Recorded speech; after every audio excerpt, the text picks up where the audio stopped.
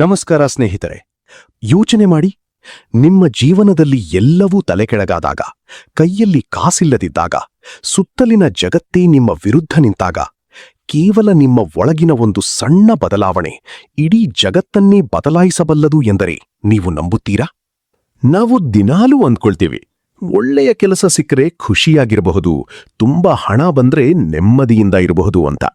ಆದರೆ ಅಸಲಿ ಸತ್ಯ ಅದಲ್ಲ. ನೀವು ಜಗತ್ತಿಗೆ ಯಾವ ಎನರ್ಜಿಯನ್ನು ಕೊಡುತ್ತೀರೋ ಅದೇ ಎನರ್ಜಿ ನಿಮ್ಮ ಬಳಿ ತಿರುಗಿ ಬರುತ್ತದೆ. ಇದನ್ನೇ ವೈಬ್ರೇಷನ್ ಎನ್ನುತ್ತಾರೆ. ನಿಮ್ಮ ಲೈಫ್ ಬದಲಾಗಬೇಕಾ? ಹಾಗಾದರೆ ನಿಮ್ಮ ವೈಬ್ಸ್ ಬದಲಾಗಬೇಕು. ಬನ್ನಿ, ಇವತ್ತು ಕೋಟ್ಯಂತರ ಜನರ ಬದುಕನ್ನು ಬದಲಿಸಿದ ಆ ರಹಸ್ಯವನ್ನು ನಾವು ತಿಳಿಯೋಣ.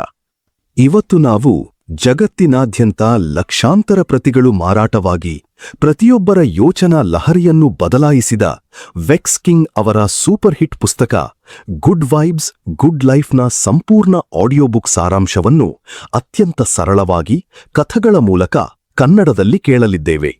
ಸ್ನೇಹಿತರೆ, ಈ ವಿಡಿಯೋ ಕೇವಲ ಒಂದು ಕಥೆಯಲ್ಲ, ಇದು ನಿಮ್ಮ ಜೀವನದ ದಿಕ್ಕನ್ನು ಬದಲಿಸಬಲ್ಲ ಒಂದು ಅದ್ಭುತ ಜರ್ನಿ. ಹಾಗಾಗಿ ಎಲ್ಲೂ ಸ್ಕಿಪ್ ಮಾಡದೆ ಕೊನೆಯವರೆಗೂ ಆಲಿಸಿ. ನಿಮಗೇನಾದ್ರೂ ನಿಮ್ಮ ಬದುಕಿನಲ್ಲಿ ದೊಡ್ಡ ಬದಲಾವಣೆ ಬೇಕು ಅನ್ಸಿದ್ರೆ ಈಗ್ಲೇ ಈ ವಿಡಿಯೋಗೆ ಒಂದು ಲೈಕ್ ಮಾಡಿ, ನಮ್ಮ ಚಾನೆಲ್ಗೆ ಸಬ್ಸ್ಕ್ರೈಬ್ ಆಗಿ ಮತ್ತು ಆ ಬೆಲ್ ನೋಟಿಫಿಕೇಶನ್ ಆನ್ ಮಾಡ್ಕೊಳ್ಳಿ. ಯಾಕಂದ್ರೆ ನಿಮ್ಮ ಒಂದು ಸಬ್ಸ್ಕ್ರಿಪ್ಷನ್ ನಮಗಿಂತಹ ಮತ್ತಷ್ಟು ಅದ್ಭುತ ವಿಡಿಯೋಗಳನ್ನು ಮಾಡಲು ಪ್ರೇರಣೆ ನೀಡುತ್ತದೆ. ರೆಡಿಯಾಗಿದ್ದೀರಾ? ಹಾಗಾದ್ರೆ ನಿಮ್ಮ ಇಯರ್ಫೋನ್ ಹಾಕ್ಕೊಳ್ಳಿ, ಕಣ್ಮುಚ್ಚಿ ಪ್ರಶಾಂತವಾಗಿ ಈ ಜ್ಞಾನದ ಕಡಲಿನಲ್ಲಿ ಮುಳುಗಿ. ಅಧ್ಯಾಯ 1. ಕತ್ತಲೆಯಿಂದ ಬೆಳಕಿನೆಡೆಗೆ. ವೆಕ್ಸ್ ಕಿಂಗ್ ತಮ್ಮ ಬಾಲ್ಯದ ಕಹಿ ನೆನಪುಗಳ ಆಳಕ್ಕೆ ನಮ್ಮನ್ನು ಕರೆದುಕೊಂಡು ಹೋಗುತ್ತಾರೆ. ಇವತ್ತು ನಾವು ಜಗತ್ತಿನಾದ್ಯಂತ ಲಕ್ಷಾಂತರ ಪ್ರತಿಗಳು ಮಾರಾಟವಾಗಿರುವ ಪುಸ್ತಕದ ಲೇಖಕನಾಗಿ, ಕೋಟ್ಯಂತರ ಜನರಿಗೆ ಪ್ರೇರಣೆ ನೀಡುವ ಮೆಂಟರ್ ಆಗಿ ವೆಕ್ಸ್ ಕಿಂಗ್ ಅವರನ್ನು ನೋಡುತ್ತೇವೆ. ಆದರೆ ಅವರ ಈ ಯಶಸ್ಸಿನ ಹಿಂದಿರುವ ಕತ್ತಲೆಯ ಜಗತ್ತು ಯಾರಿಗೂ ತಿಳಿದಿಲ್ಲ. ಅವರಿಗೆ ಕೇವಲ 4 ವರ್ಷ ವಯಸ್ಸಾಗಿದ್ದಾಗ ಅವರ ತಂದೆ ಇದ್ದಕ್ಕಿದ್ದಂತೆ ತೀರಿ ಹೋಗುತ್ತಾರೆ. ತಂದೆಯ ಸಾವು ಆ ಕುಟುಂಬವನ್ನು ಬೀದಿಗೆ ತಳ್ಳುತ್ತದೆ. ಯಾವುದೇ ಆಸ್ತಿ, ಬ್ಯಾಂಕ್ ಬ್ಯಾಲೆನ್ಸ್ ಇಲ್ಲದ ಆ ಪರಿಸ್ಥಿತಿಯಲ್ಲಿ ವೆಕ್ಸ್ ಅವರ ತಾಯಿ 3 ಜನ ಮಕ್ಕಳನ್ನು ಕರೆದುಕೊಂಡು ನೆಂಟರ ಮನೆಗಳ ಜಗಲಿಯಲ್ಲಿ, ಅನಾಥಾಶ್ರಮಗಳಲ್ಲಿ ಮತ್ತು ವಸತಿ ರಹಿತರಿಗಾಗಿ ಸರ್ಕಾರ ನಡೆಸುವ ಹೌಸಿಂಗ್ ಶೆಲ್ಟರ್ನಲ್ಲಿ ಆಶ್ರಯ ಪಡೆಯಬೇಕಾಗುತ್ತದೆ. ಸುಮಾರು 3 ವರ್ಷಗಳ ಕಾಲ ಅವರಿಗೆ ಸ್ವಂತ ಮನೆ ಎಂಬುವುದೇ ಇರಲಿಲ್ಲ. ಆ ಹೌಸಿಂಗ್ ಶೆಲ್ಟರ್ ಎಂತಹ ಭಯಾನಕ ಜಾಗವಾಗಿತ್ತು ಎಂದ್ರೆ, ಅಲ್ಲಿ ಸಮಾಜದ ಅತ್ಯಂತ ಕ್ರೂರ, ಕಟುಕ ಮತ್ತು ಅಸಾಮಾಜಿಕ ವ್ಯಕ್ತಿಗಳು ಓಡಾಡುತ್ತಿದ್ದರು. ವೆಕ್ಸ್ ಕಿಂಗ್ ನೆನಪಿಸಿಕೊಳ್ಳುತ್ತಾರೆ, ಅವರು ಆ ಕಟ್ಟಡದ ಒಳಗೆ ಹೋಗುವಾಗಲೆಲ್ಲ ಅಲ್ಲಿನ ಗೇಟ್ ಬಳಿ ನಿಂತಿರುವ ವಿಚಿತ್ರ ವ್ಯಕ್ತಿಗಳು ಇವರನ್ನು ಅತ್ಯಂತ ತೀಕ್ಷ್ಣವಾಗಿ, ಹೆದರಿಸುವ ರೀತಿಯಲ್ಲಿ ನೋಡುತ್ತಿದ್ದರು. 4 ವರ್ಷದ ಬಾಲಕ ವೆಕ್ಸ್ ತಾಯಿಯ ಸೆರಗು ಹಿಡಿದು ನಡುಗುತ್ತಾ ನಿಂತಾಗ ಆ ತಾಯಿ ಮಗನ ತಲೆ ಸವರಿ ಧೈರ್ಯ ತುಂಬುತ್ತಿದ್ದರು. ಮಗನೇ, ಎಲ್ಲೂ ಆ ಕಡೆ ಈ ಕಡೆ ನೋಡ್ಬೇಡ, ತಲೆ ತಗ್ಗಿಸಿ ನೇರವಾಗಿ ನಮ್ಮ ರೂಮಿಗೆ ನಡೆ ಎಂದು ಹೇಳುತ್ತಿದ್ದರು. ಒಂದು ದಿನ ರಾತ್ರಿ ವೆಕ್ಸ್ ತನ್ನ ತಾಯಿ ಮತ್ತು ಸಹೋದರಿಯರ ಜೊತೆ ಹೊರಗಡೆ ಹೋಗಿ ವಾಪಸ್ ಬರುತ್ತಾರೆ. ಆಶ್ರಯ ತಾಣದ ಒಳಗೆ ಕಾಲಿಟ್ಟ ತಕ್ಷಣ ಅವರಿಗೆ ಕಂಡ ದೃಶ್ಯ ಇಡೀ ಬಾಲ್ಯವನ್ನೇ ನಡುಗಿಸುವಂತಿತ್ತು. ಇಡೀ ಮೆಟ್ಟಿಲುಗಳ ಮೇಲೆ, ಗೋಡೆಗಳ ಮೇಲೆ ಬರೀ ರಕ್ತ ಹರಡಿತ್ತು. ನೆಲದ ತುಂಬಾ ಮಧ್ಯದ ಬಾಟಲಿಯ ಗಾಜಿನ ಚೂರುಗಳು ಬಿದ್ದಿದ್ದವು. ಕತ್ತಲೆಯ ಕಾರಿಡಾರ್ನಲ್ಲಿ ಅಸಹನೀಯ ಕಿರುಚಾಟ, ಹೆಂಗಸರ ರೋದನೆ ಮತ್ತು ಪುರುಷರ ಅಬ್ಬರದ ಗಲಾಟೆಯ ಸೌಂಡ್ ಕೇಳಿಸುತ್ತಿತ್ತು. ಇಡೀ ಜಾಗ ನರಕದಂತೆ ಭಾಸವಾಗುತ್ತಿತ್ತು. 4 ವರ್ಷದ ಮಗುವಿಗೆ ಇಂತಹ ದೃಶ್ಯ ಎಷ್ಟು ದೊಡ್ಡ ಆಘಾತ ತಂದಿರಬೇಡ? ವೆಕ್ಸ್ ಹೆದರಿ ತನ್ನ ತಾಯಿಯ ಮುಖ ನೋಡಿದಾಗ ಆ ತಾಯಿಯ ಕಣ್ಣಲ್ಲೂ ಮರಣ ಭಯ ಎದ್ದು ಕಾಣುತ್ತಿತ್ತು. ಆದರೆ ಆಕೆ ತನ್ನ ಮಕ್ಕಳಿಗಾಗಿ ಧೈರ್ಯ ತಂದುಕೊಂಡು, ಮಕ್ಕಳೇ, ಹುಷಾರಾಗಿ ಆ ಗಾಜಿನ ಚೂರುಗಳ ಮೇಲೆ ಕಾಲಿಡದಂತೆ ಮೆಲ್ಲಗೆ ನಡೆದು ನಮ್ಮ ರೂಮಿಗೆ ಬನ್ನಿ ಅಂದರು. ಅಂದು ರಾತ್ರಿ ಆ ತಾಯಿ ಮಕ್ಕಳನ್ನು ತನ್ನ ಎದೆಗೆ ಅಪ್ಪಿಕೊಂಡು ಮಲಗಿದಾಗ ವೆಕ್ಸ್ ಅವರಿಗೆ ತಾಯಿಯ ಹೃದಯ ಬಡಿತ ಎಷ್ಟು ಜೋರಾಗಿ ಕೇಳಿಸುತ್ತಿತ್ತೆಂದರೆ, ತಾಯಿ ಜಗತ್ತಿಗೆ ಧೈರ್ಯ ತೋರಿಸುತ್ತಿದ್ದರೂ ಒಳಗಡೆ ತಾನೂ ಒಬ್ಬ ಅಸಹಾಯಕ ಹೆಣ್ಣಾಗಿ ನಡುಗುತ್ತಿದ್ದಾಳೆ ಎಂಬುದು ಆ ಮಗುವಿಗೆ ಅರ್ಥವಾಗಿತ್ತು. ಅಂದು ರಾತ್ರಿ ಇಡೀ ಶೆಲ್ಟರ್ನಲ್ಲಿ ಕಿರುಚಾಟ ಮುಂದುವರಿಯಿತು. ಯಾರೊಬ್ಬರೂ ಪೊಲೀಸರಿಗೆ ಫೋನ್ ಮಾಡಲಿಲ್ಲ. ಯಾರಿಗೂ ಅಲ್ಲಿನ ಜನರ ಸುರಕ್ಷತೆಯ ಬಗ್ಗೆ ಕಾಳಜಿ ಇರಲಿಲ್ಲ. ಇಡೀ ಜಗತ್ತು ಕ್ರೂರ, ಸ್ವಾರ್ಥಿ ಮತ್ತು ಭ್ರಷ್ಟವಾಗಿದೆ ಎನಿಸಿತ್ತು. ವೆಕ್ಸ್ ಕಿಂಗ್ ದೊಡ್ಡವರಾದ ಮೇಲೆ, ಅಂದರೆ ಅವರ ಹದಿಹರೆಯದ ಟೀನ್ಸ್ ದಿನಗಳಲ್ಲಿ, ಈ ನೆನಪುಗಳು ಅವರನ್ನು ತೀವ್ರವಾಗಿ ಕಾಡಲಾರಂಭಿಸಿದವು. ನನ್ನ ಬಾಲ್ಯ ಇಷ್ಟೊಂದು ಕಷ್ಟದಲ್ಲಿ ಏಕಿರಬೇಕಿತ್ತು, ನನ್ನ ಗೆಳೆಯರಂತೆ ನನಗೀಕೆ ಸುಂದರವಾದ ಮನೆ ಇರಲಿಲ್ಲ ಎಂದು ಯೋಚಿಸಿ ತೀವ್ರ ಕೀಳರಿಮೆಗೆ ಒಳಗಾದರು. ಈ ಕಹಿಯಾದ ನೆನಪುಗಳನ್ನು ಮರೆತು ಬಿಡಲು ಬ್ರೈನ್ನಿಂದ ಅಳಿಸಿ ಹಾಕಲು ಬಯಸಿದ್ದರು.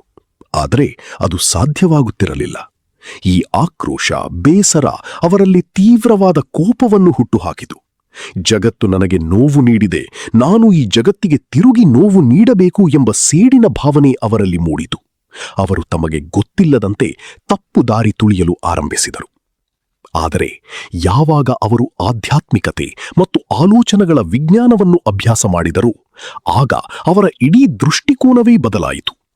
ಇವತ್ತು ವೆಕ್ಸ್ಕಿಂಗ್ ಹೇಳುತ್ತಾರೆ, ನನ್ನ ಜೀವನದ ಆ ಕರಾಳ ದಿನಗಳು, ಆ ರಕ್ತಸಿಕ್ತ ಮೆಟ್ಟಿಲುಗಳು, ಆ ಹಸಿವು ಇವೆಲ್ಲವೂ ನನ್ನ ಜೀವನದ ಶಾಪಗಳಲ್ಲ, ಬದಲಿಗೆ ಅವು ನನ್ನ ಪಾಲಿನ ಆಶೀರ್ವಾದಗಳು, ಬ್ಲೆಸ್ಸಿಂಗ್ಸ್. ಯಾಕಂದರೆ ಅಂದು ನಾನು ಆ ಕಷ್ಟಗಳನ್ನು ನೋಡದೇ ಇದ್ದಿದ್ದರೆ ಇವತ್ತು ಕಷ್ಟದಲ್ಲಿರುವ ಜನರ ನೋವನ್ನು ಅರ್ಥ ಮಾಡಿಕೊಳ್ಳುವ ಹೃದಯ ನನ್ನಲ್ಲಿ ಇರುತ್ತಿರಲಿಲ್ಲ. ಆ ಕೆಟ್ಟ ಘಟನೆಗಳೇ ಇವತ್ತು ನಾನು ಯಾರೆಂದು ನಿರ್ಧರಿಸುವ ಬಲಿಷ್ಠ ಭಾಗಗಳಾಗಿವೆ. ನಿಮ್ಮ ಗತಕಾಲವನ್ನು ನೀವು ಬದಲಾಯಿಸಲು ಸಾಧ್ಯವಿಲ್ಲ, ಆದರೆ ಗತಕಾಲದ ಘಟನೆಗಳಿಗೆ ನೀವು ಕೊಡುವ ಅರ್ಥವನ್ನು, ಪರ್ಸೆಪ್ಷನ್ ಅನ್ನು ಖಂಡಿತ ಬದಲಾಯಿಸಬಹುದು. ಅಧ್ಯಾಯ 2. ಸ್ವಯಂ ಪ್ರೀತಿ ಎಂದರೆ ನಿಜಕ್ಕೂ ಏನು? What is self love? ಇವತ್ತಿನ ಸಮಾಜದಲ್ಲಿ ಸ್ವಯಂ ಪ್ರೀತಿ ಅಥವಾ ಸೆಲ್ಫ್ ಲವ್ ಎಂಬ ಪದವನ್ನು ಬಹಳಷ್ಟು ಜನ ತಪ್ಪು ತಿಳ್ಕೊಂಡಿದ್ದಾರೆ. ಬಹಳಷ್ಟು ಜನ ಅನ್ಕೊಳ್ತಾರೆ, ಸೆಲ್ಫ್ ಲವ್ ಎಂದರೆ ತಮಗಿಷ್ಟ ಬಂದ ಹಾಗೆ ಇರುವುದು, ಯಾರಿಗೂ ಕೇರ್ ಮಾಡದಿರುವುದು, ಜಗತ್ತಿಗೆ ಬೆನ್ನು ಹಾಕುವುದು, ಅಥವಾ ದಿನವಿಡೀ ಸೋಮಾರಿಯಾಲಿ ಮಲಗಿ ನಾನು ಹೀಗೆಯೇ ಇದ್ದೇನೆ, ನನ್ನನ್ನು ನಾನು ಪ್ರೀತಿಸುತ್ತೇನೆ ಎಂದುಕೊಳ್ಳುವುದು. ಆದರೆ ವೆಕ್ಸ್ಕಿಂಗ್ ಹೇಳ್ತಾರೆ, ಇದು ಅತ್ಯಂತ ಅಪಾಯಕಾರಿ ತಪ್ಪು ಕಲ್ಪನೆ. ನಿಜವಾದ ಸ್ವಯಂ ಪ್ರೀತಿ ಎಂದರೆ ನೀವು ಈಗ ಪ್ರಸ್ತುತವಾಗಿ ಹೇಗಿದ್ದೀರೋ ಹಾಗೆಯೇ ನಿಮ್ಮ ಎಲ್ಲಾ ಲೋಪದೋಷಗಳೊಂದಿಗೆ ನಿಮ್ಮನ್ನು ನೀವು ಒಪ್ಪಿಕೊಳ್ಳುವುದು, ಸೆಲ್ಫ್ ಅಕ್ಸೆಪ್ಟೆನ್ಸ್. ಅದೇ ಸಮಯದಲ್ಲಿ ನೀವು ಇದಕ್ಕಿಂತಲೂ ಉತ್ತಮವಾದ, ಶ್ರೇಷ್ಠವಾದ ಜೀವನಕ್ಕೆ ಅರ್ಹರು ಎಂದು ತಿಳಿದು ಆ ಪ್ರಗತಿಯ ಕಡೆಗೆ ನಿರಂತರವಾಗಿ ಕೆಲಸ ಮಾಡುವುದು, ಸೆಲ್ಫ್ ಗ್ರೋತ್. ಇಲ್ಲಿ ವೆಕ್ಸ್ಕಿಂಗ್ 2 ಮುಖ್ಯ ಅಂಶಗಳ ಸಮತೋಲನವನ್ನು ಒತ್ತಿ ಹೇಳುತ್ತಾರೆ. 1. ಷರತ್ತುರಹಿತ ಪ್ರೀತಿ, ಅನ್ಕಂಡೀಷನಲ್ ಲವ್. ನಿಮ್ಮ ದೇಹದ ತೂಕ ಹೆಚ್ಚಿರಬಹುದು ಅಥವಾ ಕಡಿಮೆ ಇರಬಹುದು, ನಿಮ್ಮ ಚರ್ಮದ ಬಣ್ಣ ಕಪ್ಪಗಿರಬಹುದು, ನಿಮ್ಮ ಮುಖದ ಮೇಲೆ ಮೊಡವೆಗಳ ಕಲೆಗಳಿರಬಹುದು, ಸಮಾಜ ಸೃಷ್ಟಿಸಿರುವ ಸೌಂದರ್ಯದ ಕೃತಕ ನಿಯಮಗಳಿಗೆ ನೀವು ಹೊಂದಿಕೆಯಾಗದೇ ಇರಬಹುದು. ಆದರೂ ನಿಮ್ಮನ್ನು ನೀವು ಕನ್ನಡಿಯ ಮುಂದೆ ನಿಂತು ಪ್ರೀತಿಸಬೇಕು. ನಾನು ಇಷ್ಟೇ, ನಾನು ಸುಂದರವಾಗಿದ್ದೇನೆ ಎಂದು ಒಪ್ಪಿಕೊಳ್ಳಬೇಕು. ಪ್ಲಾಸ್ಟಿಕ್ ಸರ್ಜರಿ ಮಾಡಿಸಿಕೊಂಡರೆ ಅಥವಾ ಜಿಮ್ಗೆ ಹೋಗಿ 6 ಪ್ಯಾಕ್ ಬಂದರೆ ಮಾತ್ರ ನಾನು ನನ್ನನ್ನು ಪ್ರೀತಿಸುತ್ತೇನೆ ಅಂದುಕೊಳ್ಳುವುದು ವ್ಯಾಪಾರಿ ಜಗತ್ತು ನಿಮ್ಮ ತಲೆಯಲ್ಲಿ ತುಂಬಿರುವ ಸುಳ್ಳು. ನಿಮ್ಮ ಬಾಹ್ಯ ರೂಪದಲ್ಲಿ ಏನೇ ಬದಲಾವಣೆಯಾದರೂ ನಿಮ್ಮ ಆಂತರಿಕ ಆತ್ಮ ಬದಲಾಗುವುದಿಲ್ಲ. 2. ನಿರಂತರ ಬೆಳವಣಿಗೆ, ಗ್ರೋತ್ ಅಂಡ್ ಆಕ್ಷನ್. ನಾನು ಸೋಮಾರಿಯಾಗಿದ್ದೇನೆ, ನಾನು ದಿನವಿಡೀ ರೀಲ್ಸ್ ನೋಡುತ್ತಾ ಕಾಲ ಕಳೆಯುತ್ತೇನೆ, ನನ್ನ ಆರೋಗ್ಯ ಹಾಳಾಗುತ್ತಿದ್ದರೂ ನಾನು ಜಂಕ್ ಫುಡ್ ತಿನ್ನುತ್ತೇನೆ, ಯಾಕೆಂದರೆ ನಾನು ಹೀಗೆಯೇ ಇರಲು ಬಯಸುತ್ತೇನೆ ಎನ್ನುವುದು ಸ್ವಯಂ ಪ್ರೀತಿಯಲ್ಲ. ಅದು ನಿಮ್ಮನ್ನು ನೀವೇ ವಿನಾಶದ ಕಡೆಗೆ ತಳ್ಳಿಕೊಳ್ಳುವ ಜಡತ್ವ. ನೀವು ಉತ್ತಮ ಆವೃತ್ತಿಯಾಗಲು, ನಿಮ್ಮ ಜ್ಞಾನವನ್ನು ಹೆಚ್ಚಿಸಿಕೊಳ್ಳಲು, ನಿಮ್ಮ ದೇಹವನ್ನು ಆರೋಗ್ಯವಾಗಿಡಲು ಶ್ರಮಿಸುವುದೇ ನಿಜವಾದ ಸೆಲ್ಫ್ ಲವ್. ನಮ್ಮ ದೈನಂದಿನ ಜೀವನದಿಂದಲೇ ಒಂದು ಪ್ರಾಯೋಗಿಕ ಉದಾಹರಣೆಯನ್ನು ತೆಗೆದುಕೊಳ್ಳೋಣ. ನೀವು ಒಂದು ಪ್ರಮುಖ ಆಫೀಸ್ ಪ್ರಾಜೆಕ್ಟ್ ಅಥವಾ ಕಾಲೇಜಿನ ಫೈನಲ್ ಇಯರ್ ಅಸೈನ್ಮೆಂಟ್ನ ಟೀಮ್ ಲೀಡರ್ ಆಗಿದ್ದೀರಾ ಅನ್ಕೊಳ್ಳಿ. ನಿಮ್ಮ ತಂಡದಲ್ಲಿ ನಿಮ್ಮ ಅತ್ಯಂತ ಆಪ್ತ ಗೆಳೆಯನೊಬ್ಬನಿದ್ದಾನೆ. ಆದರೆ ಅವನು ಪ್ರಾಜೆಕ್ಟ್ ಕೆಲಸ ಮಾಡದೆ ದಿನವಿಡೀ ಸೋಷಿಯಲ್ ಮೀಡಿಯಾದಲ್ಲಿ ಕಾಲ ಕಳೆಯುತ್ತಿದ್ದಾನೆ, ರೀಲ್ಸ್ ನೋಡುತ್ತಿದ್ದಾನೆ. ಲೀಡರ್ ಆಗಿ ನೀವವನಿಗೆ 2 ಬಾರಿ ಪ್ರೀತಿಯಿಂದ ಎಚ್ಚರಿಕೆ ನೀಡುತ್ತೀರಾ. ಆದರೂ ಅವನು ನಿಮ್ಮ ಮಾತನ್ನು ಗಂಭೀರವಾಗಿ ತಗೊಳ್ಳದೆ ನಿಮ್ಮ ಲೀನಿಯನ್ಸಿ, ಸಡಿಲಿಕೆಯನ್ನು ದುರುಪಯೋಗಪಡಿಸಿಕೊಳ್ಳುತ್ತಿದ್ದಾನೆ. ಅವನ ಈ ನಡವಳಿಕೆಯಿಂದ ಇಡೀ ಟೀಮ್ನ ಪ್ರೊಡಕ್ಟಿವಿಟಿ ಹಾಳಾಗುತ್ತಿದೆ. ಇತರ ಮೆಂಬರ್ಸ್ ಬೇಸರ ಮಾಡಿಕೊಳ್ಳುತ್ತಿದ್ದಾರೆ. ಈಗ ಅವನನ್ನು ಮೇಲಧಿಕಾರಿಗೆ ಅಥವಾ ಪ್ರೊಫೆಸರ್ಗೆ ರಿಪೋರ್ಟ್ ಮಾಡಲು ನೀವು ಹಿಂಜರಿಯುತ್ತೀರಾ? ಅಯ್ಯೋ, ಅವನು ನನ್ನ ಆಪ್ತ ಗೆಳೆಯ, ಅವನಿಗೆ ಕಂಪ್ಲೇಂಟ್ ಮಾಡಿದರೆ ಬೇಸರ ಮಾಡಿಕೊಳ್ಳಬಹುದು, ನಮ್ಮ ಫ್ರೆಂಡ್ಶಿಪ್ ಮುರಿದು ಹೋಗಬಹುದು, ಅವನಿಗೆ ಕಡಿಮೆ ಮಾರ್ಕ್ಸ್ ಬಂದು ಲೈಫ್ ಹಾಳಾಗಬಹುದು ಎಂದು ಯೋಚಿಸಿ ನೀವು ಸುಮ್ಮನಿದ್ದರೆ ಏನಾಗುತ್ತದೆ? ನಿಮ್ಮ ಆಂತರಿಕ ನೆಮ್ಮದಿ ಹಾಳಾಗುತ್ತದೆ, ಟೀಮ್ನ ಇತರ ಸದಸ್ಯರಿಗೆ ಅನ್ಯಾಯವಾಗುತ್ತದೆ ಮತ್ತು ನಿಮ್ಮ ಸ್ವಂತ ಪ್ರೋಗ್ರೆಸ್ ಕೂಡ ಹಾಳಾಗುತ್ತದೆ. ಈ ಪರಿಸ್ಥಿತಿಯಲ್ಲಿ ನಿಮ್ಮ ಒಳಗಿನ ಶಾಂತಿಯನ್ನ ಕಾಪಾಡಿಕೊಳ್ಳಲು, ನಿಮ್ಮ ಯೋಗ್ಯತೆಯನ್ನ ಎತ್ತಿ ಹಿಡಿಯಲು ಮತ್ತು ನಿಯಮದ ಪ್ರಕಾರ ಆತನ ವಿರುದ್ಧ ಕಠಿಣ ಆಕ್ಷನ್ ತಗೊಳ್ಳೋದೇ ನಿಜವಾದ ಸೆಲ್ಫ್ ಲವ್. ಬೇರೆಯವರ ಭಾವನೆಗಳನ್ನ ನೋಯಿಸಬಾರದು ಎಂಬ ಕಾರಣಕ್ಕೆ ನಿಮ್ಮನ್ನ ನೀವು ನೋಯಿಸಿಕೊಳ್ಳೋದು ಪ್ರೀತಿಯಲ್ಲ. ಯಾರು ನಿಮ್ಮ ಕಾಳಜಿ ಮತ್ತು ಎಚ್ಚರಿಕೆಗಳನ್ನ ಗೌರವಿಸುವುದಿಲ್ಲವೋ ಅಂಥವರನ್ನ ದೂರ ಇಡುವುದು ಅಥವಾ ಅವರ ವಿರುದ್ಧ ಧ್ವನಿ ಎತ್ತುವುದು ನಿಮ್ಮ ಆತ್ಮಗೌರವಕ್ಕೆ ನೀಡುವ ಗೌರವವಾಗಿದೆ. ಅಧ್ಯಾಯ 3.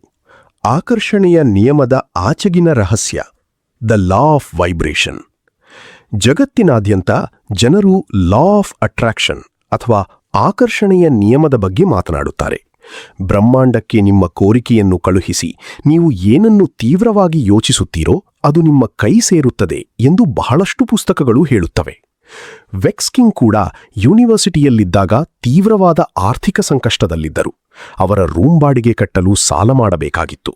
ಓದಲು ಕೋರ್ಸ್ ಬುಕ್ಸ್ ಕೊಳ್ಳಲು ಹಣವಿರಲಿಲ್ಲ. ತಾಯಿಯ ಬಳಿ ಕೇಳಿದರೆ ಆಕೆ ಎಲ್ಲಾದರೂ ಸಾಲ ಮಾಡಿ ತಂದುಕೊಡುತ್ತಾಳೆ, ಆದರೆ ಆಕೆ ಹಸಿವಿನಿಂದ ಇರಬೇಕಾಗುತ್ತದೆ ಎಂಬ ನೋವು ವೆಕ್ಸ್ ಅವರಿಗೆ ಇತ್ತು. ಇಂತಹ ಸಮಯದಲ್ಲಿ ವೆಕ್ಸ್ಕಿಂಗ್ ಅವರ ಕೈಗೆ ದ ಸೀಕ್ರೆಟ್ ಎಂಬ ಪುಸ್ತಕ ಸಿಗುತ್ತದೆ. ಅದರಲ್ಲಿ ಬರೆದಿದ್ದನ್ನ ನೋಡಿ ಅವರು ಆಕರ್ಷಣೆಯ ನಿಯಮವನ್ನು ಪ್ರಯೋಗಿಸಲು ನಿರ್ಧರಿಸುತ್ತಾರೆ. ಆ ಬೇಸಿಗೆಯ ರಜೆಯಲ್ಲಿ ಗೆಳೆಯರೆಲ್ಲ ಸೇರಿ ಒಂದು ಟ್ರಿಪ್ ಪ್ಲಾನ್ ಮಾಡಿರುತ್ತಾರೆ. ಅದಕ್ಕೆ ಹೋಗಲು ವೆಕ್ಸ್ ಅವರ ಹತ್ತಿರ 500 ಪೌಂಡ್ ಹಣ ಇರುವುದಿಲ್ಲ. ವೆಕ್ಸ್ ಕಣ್ಣು ಮುಚ್ಚಿ ಪಾಸಿಟಿವ್ ಆಗಿ ಯೋಚಿಸಿ ತನಗೆ ಹಣ ಸಿಗುತ್ತಿದೆ ಎಂದು ಕಲ್ಪಿಸಿಕೊಳ್ಳಲು ಶುರು ಮಾಡುತ್ತಾರೆ. ಅದ್ಭುತವಾದ ಹಣ ಎಂಬಂತೆ 1 ವಾರದ ನಂತರ ಬ್ರಿಟಿಷ್ ಟ್ಯಾಕ್ಸ್ ಆಫೀಸ್ನಿಂದ ಅವರಿಗೆ ಒಂದು ಲೆಟರ್ ಬರುತ್ತದೆ. ನೀವು ಈ ಹಿಂದೆ ಅತಿಯಾಗಿ ಟ್ಯಾಕ್ಸ್ ಕಟ್ಟಿದ್ದೀರಾ, ಹಾಗಾಗಿ ನಿಮಗೆ 800 ಪೌಂಡ್ನ ರಿಬೇಟ್ ಚೆಕ್ ನೀಡುತ್ತಿದ್ದೇವೆ ಎಂದು. ವೆಕ್ಸ್ ಅವರ ಆನಂದಕ್ಕೆ ಪಾರವೇ ಇರಲಿಲ್ಲ. ಲಾ ಆಫ್ ಅಟ್ರಾಕ್ಷನ್ ಕೆಲಸ ಮಾಡುತ್ತದೆ ಎಂದು ಅವರು ಬಲವಾಗಿ ನಂಬುತ್ತಾರೆ. ಆದರೆ ಕಥೆ ಇಲ್ಲಿಗೆ ಮುಗಿಯುವುದಿಲ್ಲ. ಯೂನಿವರ್ಸಿಟಿಯ ಕೊನೆಯ ವರ್ಷದಲ್ಲಿ ಒಂದು ದೊಡ್ಡ ಗ್ರೂಪ್ ಪ್ರಾಜೆಕ್ಟ್ ಇರುತ್ತದೆ. ಆ ಪ್ರಾಜೆಕ್ಟ್ನ ಮಾರ್ಕ್ಸ್ ಮೇಲೆ ಅವರ ಇಡೀ ಡಿಗ್ರಿ ನಿರ್ಧಾರವಾಗಬೇಕಿರುತ್ತದೆ. ಆದರೆ ಆ ಗ್ರೂಪ್ನಲ್ಲಿದ್ದ ಮೆಂಬರ್ಸ್ ಮಧ್ಯೆ ತೀವ್ರವಾದ ಜಗಳವಾಗುತ್ತದೆ. ಕೆಲಸ ಯಾರು ಮಾಡಬೇಕು ಎಂಬ ಈಗೋ ಯುದ್ಧ ಶುರುವಾಗುತ್ತದೆ. ವೆಕ್ಸ್ಕಿಂಗ್ ಇಲ್ಲಿ ಪಾಸಿಟಿವ್ ಆಗಿ ಯೋಚಿಸಲು ಪ್ರಯತ್ನಿಸುತ್ತಾರೆ. ಎಲ್ಲವೂ ಒಳ್ಳೆಯದೇ ಆಗುತ್ತದೆ ಎಂದು ಅಂದುಕೊಳ್ಳುತ್ತಾರೆ. ಆದರೆ ಪರಿಸ್ಥಿತಿ ಮತ್ತಷ್ಟು ಹದಗೆಡುತ್ತದೆ. ಇಡೀ ಪ್ರಾಜೆಕ್ಟ್ ನಾಶವಾಗುತ್ತದೆ. ವೆಕ್ಸ್ ತೀವ್ರವಾದ ನೆಗೆಟಿವಿಟಿಗೆ ಜಾರುತ್ತಾರೆ. ತಾಯಿಯ ಮೇಲೆ ಕೋಪ ಮಾಡಿಕೊಳ್ಳುತ್ತಾರೆ. ಕಾಲೇಜು ಬಿಡಲು ನಿರ್ಧರಿಸುತ್ತಾರೆ.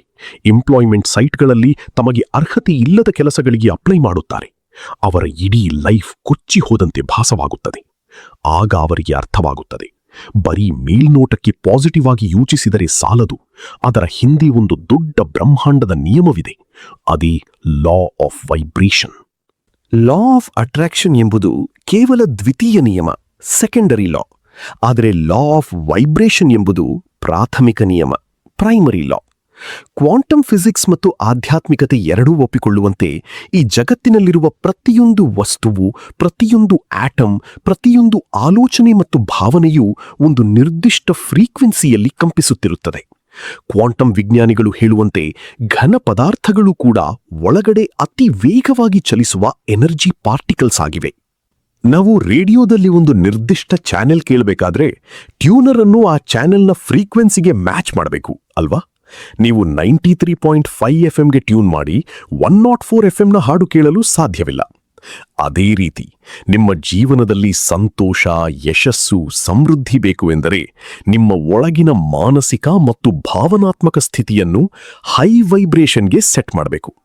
ಬರೀ ಮೇಲ್ನೋಟಕ್ಕೆ ನಾನು ಶ್ರೀಮಂತನಾಗುತ್ತಿದ್ದೇನೆ, ನಾನು ಯಶಸ್ವಿಯಾಗುತ್ತಿದ್ದೇನೆ ಎಂದು ಪಾಸಿಟಿವ್ ಆಗಿ ಅಂದುಕೊಳ್ಳುತ್ತಾ ಒಳಗಡೆ ಸೋಲಿನ ಭಯ, ಅಸೂಯೆ, ಕೋಪ, ಕೊರಗುಗಳನ್ನು ಇಟ್ಟುಕೊಂಡರೆ ನಿಮ್ಮ ಒಳಗಿನ ಅಸಲಿ ಫ್ರೀಕ್ವೆನ್ಸಿ ಲೋ ವೈಬ್ರೇಷನ್ನಲ್ಲಿರುತ್ತದೆ. ಬ್ರಹ್ಮಾಂಡವು ನೀವು ಏನು ಯೋಚಿಸುತ್ತೀರೋ ಅದಕ್ಕೆ ಪ್ರತಿಕ್ರಿಯಿಸುವುದಿಲ್ಲ. ಬದಲಿಗೆ ನೀವು ಒಳಗಡೆ ಯಾವ ಸ್ಥಿತಿಯಲ್ಲಿದ್ದೀರೋ, ಹೂ ಯು ಆರ್, ಅದಕ್ಕೆ ಪ್ರತಿಕ್ರಿಯಿಸುತ್ತದೆ. ನಾವು ರೇಡಿಯೋದಲ್ಲಿ ಒಂದು ನಿರ್ದಿಷ್ಟ ಚಾನೆಲ್ ಕೇಳಬೇಕಾದ್ರೆ ಟ್ಯೂನರ್ ಅನ್ನು ಆ ಚಾನೆಲ್ನ ಫ್ರೀಕ್ವೆನ್ಸಿಗೆ ಮ್ಯಾಚ್ ಮಾಡಬೇಕು ಅಲ್ವಾ? ನೀವು 93.5 FMಗೆ ಟ್ಯೂನ್ ಮಾಡಿ 104 FMನ ಹಾಡು ಕೇಳಲು ಸಾಧ್ಯವಿಲ್ಲ. ಅದೇ ರೀತಿ ನಿಮ್ಮ ಜೀವನದಲ್ಲಿ ಸಂತೋಷ, ಯಶಸ್ಸು, ಸಮೃದ್ಧಿ ಬೇಕು ಎಂದರೆ ನಿಮ್ಮ ಒಳಗಿನ ಮಾನಸಿಕ ಮತ್ತು ಭಾವನಾತ್ಮಕ ಸ್ಥಿತಿಯನ್ನು ಹೈ ವೈಬ್ರೇಷನ್ಗೆ ಸೆಟ್ ಮಾಡಬೇಕು. ಬರೀ ಮೇಲ್ನೋಟಕ್ಕೆ ನಾನು ಶ್ರೀಮಂತನಾಗುತ್ತಿದ್ದೇನೆ, ನಾನು ಯಶಸ್ವಿಯಾಗುತ್ತಿದ್ದೇನೆ ಎಂದು ಪಾಸಿಟಿವ್ ಆಗಿ ಅಂದುಕೊಳ್ಳುತ್ತಾ ಒಳಗಡೆ ಸೋಲಿನ ಭಯ, ಅಸೂಯೆ, ಕೋಪ, ಕೊರಗುಗಳನ್ನು ಇಟ್ಟುಕೊಂಡರೆ ನಿಮ್ಮ ಒಳಗಿನ ಅಸಲಿ ಫ್ರೀಕ್ವೆನ್ಸಿ ಲೋ ವೈಬ್ರೇಷನ್ನಲ್ಲಿರುತ್ತದೆ. ಬ್ರಹ್ಮಾಂಡವು ನೀವು ಏನು ಯೋಚಿಸುತ್ತೀರೋ ಅದಕ್ಕೆ ಪ್ರತಿಕ್ರಿಯಿಸುವುದಿಲ್ಲ. ಬದಲಿಗೆ ನೀವು ಒಳಗಡೆ ಯಾವ ಸ್ಥಿತಿಯಲ್ಲಿದ್ದೀರೋ, ಹೂ ಯು ಆರ್, ಅದಕ್ಕೆ ಪ್ರತಿಕ್ರಿಯಿಸುತ್ತದೆ. ಅಧ್ಯಾಯ 4. ನಿಮ್ಮ ವೈಬ್ರೇಷನ್ ಹೆಚ್ಚಿಸುವ ಅದ್ಭುತ ಹವ್ಯಾಸಗಳು, ಪಾಸಿಟಿವ್ ಲೈಫ್ ಸ್ಟೈಲ್ ಹ್ಯಾಬಿಟ್ಸ್. ನಮ್ಮ ಒಳಗಿನ ವೈಬ್ರೇಷನ್ ಕಣ್ಣಿಗೆ ಕಾಣಿಸುವುದಿಲ್ಲ, ಆದರೆ ಅದನ್ನು ನಮ್ಮ ದಿನನಿತ್ಯದ ಸಣ್ಣ ಸಣ್ಣ ಹವ್ಯಾಸಗಳ ಮೂಲಕ ಅತ್ಯುನ್ನತ ಮಟ್ಟಕ್ಕೆ ತರಬಹುದು. ವೆಕ್ಸ್ಕಿಂಗ್ ತಮ್ಮ ಜೀವನದಲ್ಲಿ ಅಳವಡಿಸಿಕೊಂಡು ಜಯಶಾಲಿಯಾದ ಕೆಲವು ಪ್ರಾಯೋಗಿಕ ಮತ್ತು ಸರಳ ಹವ್ಯಾಸಗಳನ್ನು ಇಲ್ಲಿ ಹಂಚಿಕೊಳ್ಳುತ್ತಾರೆ. ನಿಮ್ಮ ಸುತ್ತಲಿರುವ ಎನರ್ಜಿಯನ್ನು ಫಿಲ್ಟರ್ ಮಾಡಿ. Surround your self with positive people. ಆಧುನಿಕ ವಿಜ್ಞಾನದಲ್ಲಿ ಹಸಿರು ಪಾಚಿಗಳು, ಆಲ್ಗೆ, ಪಕ್ಕದಲ್ಲಿರುವ ಇತರ ಸಸ್ಯಗಳಿಂದ ಎನರ್ಜಿಯನ್ನು ಹೀರಬಲ್ಲವು ಎಂಬುದನ್ನು ಸಂಶೋಧಕರು ಪತ್ತೆಹಚ್ಚಿದ್ದಾರೆ. ಮನುಷ್ಯರಾದ ನಮಗೂ ಈ ನಿಯಮ ಅನ್ವಯಿಸುತ್ತದೆ. ಎನರ್ಜಿ ಎಂಬುದು ಸಾಂಕ್ರಾಮಿಕ ರೋಗದ ತರಹ. Energy is contagious. ನೀವು ಒಮ್ಮೆಯಾದರೂ ಅನುಭವಿಸಿರುತ್ತೀರಾ? ಯಾರೋ ಒಬ್ಬ ಹೊಸ ವ್ಯಕ್ತಿಯನ್ನು ಭೇಟಿಯಾದಾಗ ಅವರ ಜೊತೆ ಮಾತನಾಡಲು ನಿಮಗೆ ಇಷ್ಟವಾಗುವುದಿಲ್ಲ. ಏನೋ ಒಂಥರ ನೆಗೆಟಿವ್ ವೈಬ್, ಬ್ಯಾಡ್ ವೈಬ್ ಬರುತ್ತದೆ. ಆಮೇಲೆ ಗೊತ್ತಾಗ್ತದೆ ಆ ವ್ಯಕ್ತಿ ನಿಜಕ್ಕೂ ಮೋಸಗಾರ ಅಥವಾ ಕ್ರೂರಿ ಎಂದು. ನಿಮ್ಮ ಒಳಗಿನ ಇಂಟ್ಯೂಷನ್ ಎಂದೂ ಸುಳ್ಳು ಹೇಳುವುದಿಲ್ಲ. ಹಾಗಾಗಿ ಯಾವಾಗಲೂ ಕಂಪ್ಲೇಂಟ್ ಮಾಡುವ, ಹಣೆಬರಹವನ್ನ ದೂಷಿಸುವ, ಬೇರೆಯವರ ಕಾಲೆಳೆಯುವ ನೆಗೆಟಿವ್ ಜನರಿಂದ ದೂರವಿರಿ. ಯಾರ ಬಳಿ ಹೋದರೆ ನಿಮಗೆ ಹೊಸ ಉತ್ಸಾಹ ಬರುತ್ತದೋ, ಯಾರು ನಿಮ್ಮ ಬೆಳವಣಿಗೆಯನ್ನ ಕಂಡು ಸಂತೋಷ ಪಡುತ್ತಾರೋ ಅಂಥವರ ಜೊತೆ ಹೆಚ್ಚು ಸಮಯ ಕಳೆಯಿರಿ. ನಿಮ್ಮ ಶಾರೀರಿಕ ಸ್ಥಿತಿಯನ್ನ ಬದಲಾಯಿಸಿ. Change your body language. ಮನಸ್ಸು ಮತ್ತು ದೇಹ ಎರಡೂ ಒಂದಕ್ಕೊಂದು ಕನೆಕ್ಟ್ ಆಗಿವೆ. ನಿಮ್ಮ ಮನಸ್ಸು ಬೇಸರದಲ್ಲಿದ್ದಾಗ ನಿಮ್ಮ ದೇಹದ ಸ್ಥಿತಿ ಹೇಗಿರುತ್ತದೆ? ಹೆಗಲು ಜಾರಿರುತ್ತದೆ, ತಲೆ ಕೆಳಗಿರುತ್ತದೆ, ಮುಖ ಸಣ್ಣದಾಗಿರುತ್ತದೆ. 2003ರಲ್ಲಿ ನಡೆದ ಒಂದು ವೈಜ್ಞಾನಿಕ ಅಧ್ಯಯನದ ಪ್ರಕಾರ ಒಬ್ಬ ವ್ಯಕ್ತಿ ತನಗೆ ದುಃಖವಾಗುತ್ತಿದ್ದರೂ ಕೃತಕವಾಗಿ ಮುಖದ ಮೇಲೆ ದೊಡ್ಡ ನಗು ತಂದುಕೊಂಡರೆ, ಫೇಕ್ ಸ್ಮೈಲ್, ಬ್ರೈನ್ ಅದನ್ನು ನಿಜವಾದ ಸಂತೋಷ ಎಂದು ಭ್ರಮಿಸಿ ಎಂಡಾರ್ಫಿನ್ ಎಂಬ ಹ್ಯಾಪಿ ಹಾರ್ಮೋನ್ ಅನ್ನು ಬಿಡುಗಡೆ ಮಾಡುತ್ತದೆ. ಮಹಮ್ಮದ್ ಅಲಿ ಅವರು ಬಾಕ್ಸಿಂಗ್ ರಿಂಗಿಗೆ ಇಳಿಯುವ ಮುನ್ನವೇ ನಾನೇ ಜಗತ್ತಿನ ಶ್ರೇಷ್ಠ ಚಾಂಪಿಯನ್ ಎಂದು ಅಬ್ಬರಿಸುತ್ತಿದ್ದರು. ಆ ಬಾಡಿ ಲ್ಯಾಂಗ್ವೇಜ್ ಅವರಲ್ಲಿ ನಿಜವಾದ ಆತ್ಮವಿಶ್ವಾಸವನ್ನು ತುಂಬುತ್ತಿತ್ತು. ಹಾಗಾಗಿ ಸೋತವನಂತೆ ಕೂರಬೇಡಿ, ನೆಟ್ಟಗೆ ನಿಲ್ಲಿ, ದೀರ್ಘವಾಗಿ ಉಸಿರಾಡಿ, ಮುಖದಲ್ಲಿ ವಿಜೇತನ ಕಿರುನಗು ಇರಲಿ. ನಿಮ್ಮ ಹೊರಗಿನ ಸ್ಥಿತಿ ನಿಮ್ಮ ಒಳಗಿನ ವೈಬ್ರೇಷನ್ ಅನ್ನು ತಾನಾಗಿಯೇ ಹೆಚ್ಚಿಸುತ್ತದೆ. ನಿಮ್ಮ ಇಂದ್ರಿಯಗಳನ್ನು ರೀಸೆಟ್ ಮಾಡಿ. Take some time out. ಇವತ್ತಿನ ಡಿಜಿಟಲ್ ಜಗತ್ತಿನಲ್ಲಿ ನಾವು ಬೆಳಗ್ಗೆ ಎದ್ದಾಗಿನಿಂದ ರಾತ್ರಿ ಮಲಗುವವರೆಗೂ ಮೊಬೈಲ್ ಸ್ಕ್ರೀನ್, ನೋಟಿಫಿಕೇಷನ್ಗಳು, ರೀಲ್ಸ್, ನ್ಯೂಸ್ ಚಾನೆಲ್ಗಳ ನೆಗೆಟಿವಿಟಿಗೆ ಒಳಗಾಗುತ್ತಿದ್ದೇವೆ. ಇದರಿಂದ ನಮ್ಮ ಮೈಂಡ್ ಓವರ್ ಸ್ಟಿಮ್ಯುಲೇಟ್ ಆಗಿಬಿಡುತ್ತದೆ. ಮೆಕ್ಸಿಕನ್ ಭಾಷೆಯಲ್ಲಿ ಇನ್ಸೆಂಟೆ ಎಂಬ ಒಂದು ಸುಂದರವಾದ ಪದವಿದೆ. ಅಂದ್ರೆ ತುಂಬಾ ಜನರ ಮಧ್ಯೆ ಇದ್ದು ಸಾಕು ಸಾಕಾಗಿ ಒಂಟಿಯಾಗಿರಬೇಕು ಎನಿಸುವ ಭಾವನೆ. ಇದು ಸ್ವಾರ್ಥವಲ್ಲ. ನಿಮ್ಮ ಎನರ್ಜಿ ಬ್ಯಾಟರಿ ಡೌನ್ ಆದಾಗ ನೀವು ಫೋನ್ ಸ್ವಿಚ್ ಆಫ್ ಮಾಡಿ ಚಾರ್ಜ್ಗೆ ಇಡುವಂತೆ ನಿಮ್ಮನ್ನು ನೀವು ಪ್ರಪಂಚದಿಂದ ಡಿಸ್ಕನೆಕ್ಟ್ ಮಾಡಿಕೊಳ್ಳಬೇಕು. ಪ್ರತಿದಿನ ಕನಿಷ್ಠ ಅರ್ಧ ಗಂಟೆ ಫೋನ್ ಪಕ್ಕಕ್ಕಿಟ್ಟು ಪ್ರಕೃತಿಯ ಮಡಿಲಿಗೆ ಹೋಗಿ. ಗಿಡಮರಗಳನ್ನ ಮುಟ್ಟಿ, ಹುಲ್ಲಿನ ಮೇಲೆ ಬರಿಗಾಲಿನಲ್ಲಿ ನಡೆದಾಡಿ, ಮುಂಜಾನೆಯ ಸೂರ್ಯನ ಬೆಳಕನ್ನು ಮೈಗೆ ತಾಗಿಸಿಕೊಳ್ಳಿ. ಸೂರ್ಯನ ಬೆಳಕು ನಿಮ್ಮ ದೇಹದಲ್ಲಿ ಸೆರೋಟೋನಿನ್ ಎಂಬ ನೈಸರ್ಗಿಕ ಮೂಡ್ ಸ್ಟೆಬಿಲೈಸರ್ ಅನ್ನು ಹೆಚ್ಚಿಸಿ ನಿಮ್ಮ ವೈಬ್ರೇಷನ್ ಅನ್ನು ಕ್ಷಣಾರ್ಧದಲ್ಲಿ ಮೇಲಕ್ಕೆತ್ತುತ್ತದೆ. ವಿಷಕಾರಿ ಆಹಾರಗಳಿಂದ ದೂರವಿರಿ. Sort out your nutrition. ನೀವು ಏನನ್ನು ತಿನ್ನುತ್ತೀರೋ ಅದೇ ನೀವಾಗಿರ್ತೀರಾ. 1949ರಲ್ಲಿ ಫ್ರೆಂಚ್ ವಿಜ್ಞಾನಿ ಆಂಡ್ರೇ ಸಿಮೋನಿಯನ್ ಅವರು ಆಹಾರಗಳ ಎಲೆಕ್ಟ್ರೋಮ್ಯಾಗ್ನೆಟಿಕ್ ತರಂಗಾಂತರಗಳ ಮೇಲೆ ಒಂದು ದೊಡ್ಡ ಸಂಶೋಧನೆ ಮಾಡಿದ್ರು. ಅವರ ಪ್ರಕಾರ ಮನುಷ್ಯ ಆರೋಗ್ಯವಾಗಿ ಮತ್ತು ಹೈ ವೈಬ್ರೇಷನ್ನಲ್ಲಿ ಇರಬೇಕಾದ್ರೆ ಅವನ ದೇಹದಲ್ಲಿ ಕನಿಷ್ಠ 6500 ಆಂಗ್ಸ್ಟ್ರಾಮ್ಸ್ ಎನರ್ಜಿ ಇರಬೇಕು. ಅವರು ಆಹಾರವನ್ನು 4 ಭಾಗಗಳಾಗಿ ವಿಂಗಡಿಸಿದರು. ಪ್ರಥಮ ದರ್ಜೆ ಅತ್ಯುನ್ನತ ವೈಬ್ರೇಷನ್, ತಾಜಾ ಹಣ್ಣುಗಳು, ಹಸಿ ತರಕಾರಿಗಳು, ಧಾನ್ಯಗಳು, ಒಣಹಣ್ಣುಗಳು, ತೆಂಗಿನಕಾಯಿ. ದ್ವಿತೀಯ ದರ್ಜೆ ಕಡಿಮೆ ವೈಬ್ರೇಷನ್, ಬೇಯಿಸಿದ ತರಕಾರಿಗಳು, ಹಾಲು, ಬೆಣ್ಣೆ, ಜೇನುತುಪ್ಪ, ಬೇಯಿಸಿದ ಮೀನು. ತೃತೀಯ ದರ್ಜೆ ಅತಿ ಕಡಿಮೆ ವೈಬ್ರೇಷನ್, ಸಂಸ್ಕರಿಸಿದ ಮಾಂಸ, sausage, coffee, tea, white bread, jam. ಚತುರ್ಥ ದರ್ಜೆ ಶೂನ್ಯ ವೈಬ್ರೇಷನ್. ಮದ್ಯ, ಆಲ್ಕೋಹಾಲ್, ರಿಫೈನ್ಡ್ ಸಕ್ಕರೆ, ಬಿಳುಪುಗೊಳಿಸಿದ ಮೈದಾ ಹಿಟ್ಟು, ಪ್ರಿಸರ್ವೇಟಿವ್ಸ್ ಇರುವ ಜಂಕ್ ಫುಡ್ಸ್. ನಿಮಗೆ ಜಂಕ್ ಫುಡ್ ತಿಂದ ತಕ್ಷಣ ನಿದ್ದೆ ಬರುವುದು, ಸೋಮಾರಿತನ ಆವರಿಸುವುದು. ಯಾಕಂದ್ರೆ ಆ ಆಹಾರಗಳು ನಿಮ್ಮ ಒಳಗಿನ ಎನರ್ಜಿಯನ್ನು ಹೀರಿಕೊಳ್ಳುತ್ತವೆ. ಹಾಗಾಗಿ ಹೈ ವೈಬ್ರೇಷನ್ ಆಹಾರಗಳನ್ನು ತಿನ್ನಿ ಮತ್ತು ದಿನಕ್ಕೆ ಕನಿಷ್ಠ 3 ಲೀಟರ್ ಶುದ್ಧ ನೀರನ್ನು ಕುಡಿಯಿರಿ. ಯಾಕಂದ್ರೆ ನಿಮ್ಮ ದೇಹ 70% ನೀರಿನಿಂದ ಮಾಡಲ್ಪಟ್ಟಿದೆ. ಅಧ್ಯಾಯ 5. ಕೃತಜ್ಞತೆಯ ಶಕ್ತಿ ಮತ್ತು ನೆಗೆಟಿವ್ ಎಮೋಷನ್ ನಿರ್ವಹಣೆ. Express gratitude. ವೆಕ್ಸ್ಕಿಂಗ್ ಒಂದು ಕಟು ಸತ್ಯವನ್ನ ನಮ್ಮ ಮುಂದಿಡುತ್ತಾರೆ. ನಾವು ದಿನವಿಡೀ ಕಂಪ್ಲೇಂಟ್ ಮಾಡುತ್ತಿರುತ್ತೇವೆ. ಆಫೀಸ್ ಬಾಸ್ ಸರಿ ಇಲ್ಲ, ಸಂಬಳ ಸಾಲುತ್ತಿಲ್ಲ, ಹೆಂಡತಿ ಜಗಳ ಆಡುತ್ತಾಳೆ, ಗಾಡಿ ಕೆಟ್ಟು ಹೋಗಿದೆ. ಆದರೆ ನೆನಪಿಡಿ, ಗ್ರೇಟ್ನೆಸ್, ಮಹತ್ತರ ಸಾಧನೆ ಎಂಬುದು ಗ್ರ್ಯಾಟಿಟ್ಯೂಡಿಂದಲೇ ಶುರುವಾಗುತ್ತದೆ. ವೆಕ್ಸ್ ಅವರ ಬಳಿ ವಿಲ್ ಎಂಬ ಒಬ್ಬ ಬಿಸಿನೆಸ್ ಮ್ಯಾನ್ ಲೈಫ್ ಕೋಚಿಂಗ್ ಆಗಿ ಬರುತ್ತಾನೆ. ಅವನ ಮುಖದಲ್ಲಿ ತೀವ್ರ ನಿರಾಸೆ ಇರುತ್ತದೆ. ನನ್ನ ಲೈಫ್ನಲ್ಲಿ ಎಲ್ಲವೂ ಮುಗಿದು ಹೋಗಿದೆ ಎಂದು ಅಳುತ್ತಿರುತ್ತಾನೆ. ವೆಕ್ಸ್ ಅವನಿಗೆ ಕೇಳುತ್ತಾರೆ, ವಿಲ್, ನಿನ್ನ ಜೀವನದಲ್ಲಿ ನೀನು ಥ್ಯಾಂಕ್ಸ್ ಹೇಳಬಹುದಾದ ಒಂದು ವಿಷಯವನ್ನಾದರೂ ಹೇಳು. ವಿಲ್ ಯೋಚಿಸಿ, ನನಗೇನೂ ಕಾಣಿಸುತ್ತಿಲ್ಲ ಎನ್ನುತ್ತಾನೆ. ವೆಕ್ಸ್ ಅವನಿಗೆ ನೆನಪಿಸುತ್ತಾರೆ, ನಿನ್ನ ಬಳಿ ಒಂದು ಸುಂದರವಾದ ಕಾರು ಇದೆಯಲ್ಲ, ಅದಕ್ಕೆ ನೀನು ಕೃತಜ್ಞನಾಗಿದ್ದೀಯಾ? ವಿಲ್ ಅಸಡ್ಡೆಯಿಂದ, ಹೌದು, ಕಾರು ಇದೆ, ಅದಕ್ಕೇನು ಈಗ ಎನ್ನುತ್ತಾನೆ. ಅಧ್ಯಾಯ 5. ಕೃತಜ್ಞತೆಯ ಶಕ್ತಿ ಮತ್ತು ನೆಗೆಟಿವ್ ಎಮೋಷನ್ ನಿರ್ವಹಣೆ. Express gratitude. ವೆಕ್ಸ್ಕಿಂಗ್ ಒಂದು ಕಟು ಸತ್ಯವನ್ನ ನಮ್ಮ ಮುಂದಿಡುತ್ತಾರೆ. ನಾವು ದಿನವಿಡೀ ಕಂಪ್ಲೇಂಟ್ ಮಾಡುತ್ತಿರುತ್ತೇವೆ. ಆಫೀಸ್ ಬಾಸ್ ಸರಿ ಇಲ್ಲ, ಸಂಬಳ ಸಾಲುತ್ತಿಲ್ಲ, ಹೆಂಡತಿ ಜಗಳ ಆಡುತ್ತಾಳೆ, ಗಾಡಿ ಕೆಟ್ಟು ಹೋಗಿದೆ. ಆದರೆ ನೆನಪಿಡಿ, ಗ್ರೇಟ್ನೆಸ್, ಮಹತ್ತರ ಸಾಧನೆ ಎಂಬುದು ಗ್ರ್ಯಾಟಿಟ್ಯೂಡಿಂದಲೇ ಶುರುವಾಗುತ್ತದೆ. ವೆಕ್ಸ್ ಅವರ ಬಳಿ ವಿಲ್ ಎಂಬ ಒಬ್ಬ ಬಿಸಿನೆಸ್ ಮ್ಯಾನ್ ಲೈಫ್ ಕೋಚಿಂಗ್ ಆಗಿ ಬರುತ್ತಾನೆ. ಅವನ ಮುಖದಲ್ಲಿ ತೀವ್ರ ನಿರಾಸೆ ಇರುತ್ತದೆ. ನನ್ನ ಲೈಫ್ನಲ್ಲಿ ಎಲ್ಲವೂ ಮುಗಿದು ಹೋಗಿದೆ ಎಂದು ಅಳುತ್ತಿರುತ್ತಾನೆ. ವೆಕ್ಸ್ ಅವನಿಗೆ ಕೇಳುತ್ತಾರೆ, ವಿಲ್, ನಿನ್ನ ಜೀವನದಲ್ಲಿ ನೀನು ಥ್ಯಾಂಕ್ಸ್ ಹೇಳಬಹುದಾದ ಒಂದು ವಿಷಯವನ್ನಾದರೂ ಹೇಳು. ವಿಲ್ ಯೋಚಿಸಿ, ನನಗೇನೂ ಕಾಣಿಸುತ್ತಿಲ್ಲ ಎನ್ನುತ್ತಾನೆ. ವೆಕ್ಸ್ ಅವನಿಗೆ ನೆನಪಿಸುತ್ತಾರೆ, ನಿನ್ನ ಬಳಿ ಒಂದು ಸುಂದರವಾದ ಕಾರು ಇದೆಯಲ್ಲ, ಅದಕ್ಕೆ ನೀನು ಕೃತಜ್ಞನಾಗಿದ್ದೀಯಾ? ವಿಲ್ ಅಸಡ್ಡೆಯಿಂದ, ಹೌದು, ಕಾರು ಇದೆ, ಅದಕ್ಕೇನು ಈಗ ಎನ್ನುತ್ತಾನೆ. ಆಗ ವೆಕ್ಸ್ಕಿಂಗ್ ಒಂದು ಸೈಕಲಾಜಿಕಲ್ ಟ್ರಿಕ್ ಉಪಯೋಗಿಸ್ತಾರೆ. ವಿಲ್, ಒಂದು ಕ್ಷಣ ಕಣ್ಣು ಮುಚ್ಚು. ನಿನ್ನ ಬಳಿ ಇವತ್ತು ಆ ಕಾರ್ ಇಲ್ಲ ಎಂದು ಕಲ್ಪಿಸಿಕೋ. ಏನಾಗ್ತದೆ? ವಿಲ್ ಯೋಚಿಸಿ ಹೇಳ್ತಾನೆ, ನಾನು ಆಫೀಸ್ಗೆ ನಡ್ಕೊಂಡು ಹೋಗ್ಬೇಕಾಗತ್ತೆ, ದಿನಸಿ ತರಲು ಕಷ್ಟವಾಗತ್ತೆ. ವೆಕ್ಸ್ ಮತ್ತಷ್ಟು ಆಳಕ್ಕೆ ಹೋಗಿ ಕೇಳ್ತಾರೆ, ನಿನ್ನ ಮಕ್ಕಳನ್ನು ಸಂಜೆ ಸ್ಕೂಲಿಂದ ಯಾರು ಕರೆದುಕೊಂಡು ಬರ್ತಾರೆ? ವಿಲ್ ಮುಖದಲ್ಲಿ ಆತಂಕ ಶುರುವಾಗತ್ತೆ. ಅಯ್ಯೋ, ಕಾರ್ ಇಲ್ಲದಿದ್ದರೆ ನನ್ನ ಮಕ್ಕಳು ಈ ಕೊರೆಯುವ ಚಳಿಯಲ್ಲಿ ಅರ್ಧ ಗಂಟೆ ನಡೆದುಕೊಂಡು ಬರಬೇಕು, ಇಲ್ಲದಿದ್ದರೆ ಲೋಕಲ್ ಬಸ್ನಲ್ಲಿ ಬರಬೇಕು. ಬಸ್ನಲ್ಲಿ ಅವರಿಗೆ ಯಾರಾದರೂ ರೇಗಿಸಬಹುದು, ಅವರ ಸುರಕ್ಷತೆಗೆ ತೊಂದರೆಯಾಗಬಹುದು. ವಿಲ್ ಬಾಲ್ಯದಲ್ಲಿ ತಾನು ಬಸ್ನಲ್ಲಿ ಅನುಭವಿಸಿದ ರೇಗಿಸುವಿಕೆ, ಅವಮಾನಗಳನ್ನು ನೆನಪಿಸಿಕೊಂಡು ಮೈ ಜುಮ್ಮೆನ್ನುತ್ತಾನೆ. ಅವನ ಕಣ್ಣಲ್ಲಿ ನೀರು ಬರುತ್ತದೆ. ಅವನು ಕಣ್ಣು ತೆರೆದು ಹೇಳ್ತಾನೆ, ನನ್ನ ಬಳಿ ಕಾರು ಇರುವುದಕ್ಕೆ ನಾನು ಯೂನಿವರ್ಸ್ಗೆ ಕೋಟಿ ಕೋಟಿ ಧನ್ಯವಾದ ಹೇಳಬೇಕು. ಅದು ನನ್ನ ಮಕ್ಕಳನ್ನು ಸುರಕ್ಷಿತವಾಗಿಟ್ಟಿದೆ. ಕ್ಷಣಾರ್ಧದಲ್ಲಿ ಅವನ ಇಡೀ ಮೂಡ್ ಮತ್ತು ವೈಬ್ರೇಷನ್ ಬದಲಾಗಿ ಹೋಗುತ್ತದೆ. ಇದನ್ನೇ ಫೀಲಿಂಗ್ ಗ್ರ್ಯಾಟಿಟ್ಯೂಡ್ ಎನ್ನುತ್ತಾರೆ. ಬರೀ ತುಟಿಯ ಮೇಲೆ ಥ್ಯಾಂಕ್ಸ್ ಎನ್ನುವುದಲ್ಲ, ಅದು ಒಳಗಿನಿಂದ ಬರಬೇಕು. ಆದರೆ ಜೀವನದಲ್ಲಿ ನೆಗೆಟಿವ್ ಭಾವನೆಗಳು ಬಂದಾಗ ಅವುಗಳನ್ನು ಬಲವಂತವಾಗಿ ಅದುಮಿಡುವುದು, ಸಪ್ರೆಸ್, ಅತ್ಯಂತ ಅಪಾಯಕಾರಿ. ನಿಮ್ಮ ತಲೆಯಲ್ಲಿ ವಿಷಕಾರಿ ಆಲೋಚನೆ ಇದ್ದಾಗ ಅದನ್ನು ಅದುಮಿಟ್ಟರೆ ಅದು ಕ್ಯಾನ್ಸರ್ನಂತೆ ಒಳಗೊಳಗೆ ನಿಮ್ಮ ಮಾನಸಿಕ ಆರೋಗ್ಯವನ್ನು ತಿಂಡು ಹಾಕುತ್ತದೆ.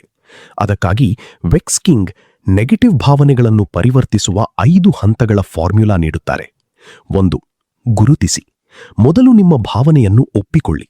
ನನಗೀಗ ಕೋಪ ಬರುತ್ತಿದೆ ಅಥವಾ ನನ್ನ ಗೆಳೆಯನ ಪ್ರಗತಿ ನೋಡಿ ನನಗೆ ಅಸೂಯೆಯಾಗುತ್ತಿದೆ ಎಂದು ಪ್ರಾಮಾಣಿಕವಾಗಿ ಒಪ್ಪಿಕೊಳ್ಳಿ. 2. ಸವಾಲು ಹಾಕಿ.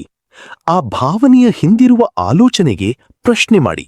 ಉದಾಹರಣೆಗೆ, ನಿಮ್ಮ ಲವರ್ ನಿಮ್ಮ ಮೆಸೇಜ್ಗೆ 3 ಗಂಟೆಯಾದರೂ ರಿಪ್ಲೈ ಮಾಡಿಲ್ಲ ಎಂದಾಗ ನಿಮ್ಮ ಮೈಂಡ್, ಅವಳಿಗೆ ನನ್ನ ಮೇಲೆ ಪ್ರೀತಿ ಇಲ್ಲ, ನಾನು ಯಾರಿಗೂ ಬೇಡದವನು ಎಂದು ಯೋಚಿಸುತ್ತದೆ.